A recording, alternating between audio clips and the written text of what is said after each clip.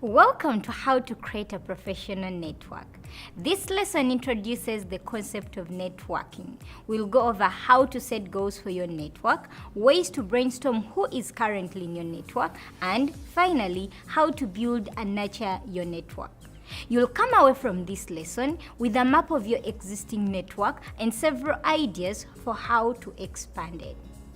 Before we get started, let's take a few moments to talk about why networking is important. There is a popular phrase that sums up the importance of networking. It's not what you know, but who you know that will help you find a job. This isn't just a phrase. There is actually data to support it. Research tells us that approximately 60% of job seekers find their job with the help of friends, family members, and personal contacts, and that 85% of all jobs are filled through some sort of networking.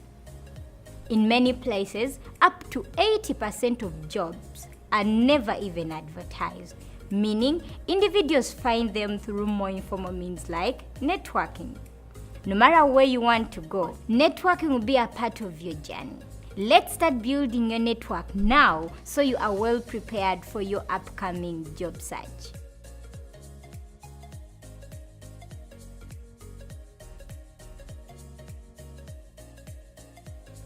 Before you begin building your network, it's important to set a few specific goals.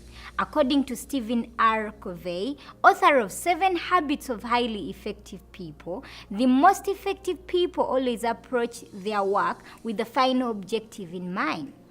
We must first understand where we want to go. Only then can we take the right steps to make the best decisions to get there. Take a moment to write down what you're hoping to achieve by creating your professional network. A few questions to ask yourself are: what specific objectives do you want to accomplish?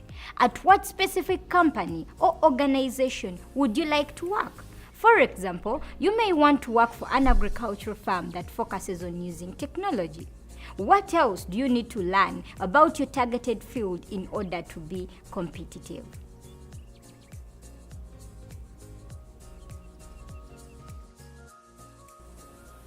Now that you've set a goal for your network, let's identify who is already part of your existing network. Spend a few minutes brainstorming all the people you already know who might be able to give you career advice or help you make professional connections.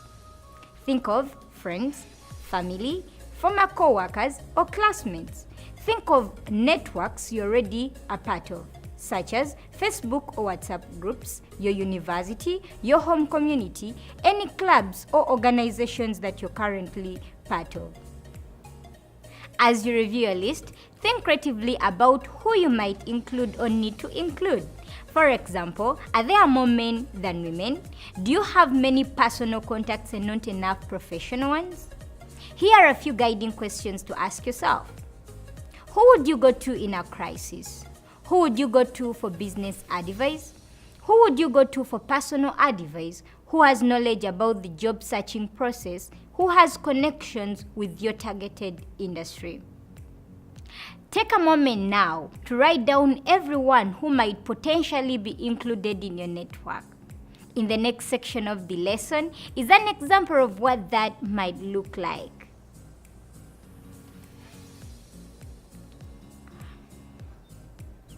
Now that you know who is in your network, it's time to build and nurture that network.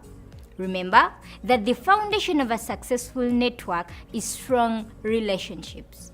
You want to build lasting, genuine friendships, not just have a group of people around you that you occasionally go to when you want something.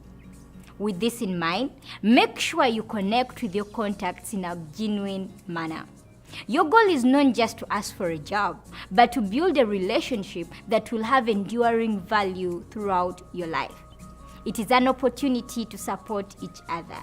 Your contacts will remember the time and the effort you spent listening to their challenges, helping to refine their ideas, or sharing a relevant contact to add to their network.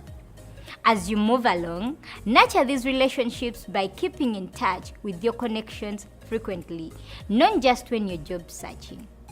Remember that relationships should be mutually beneficial, meaning that both parties need to benefit from them.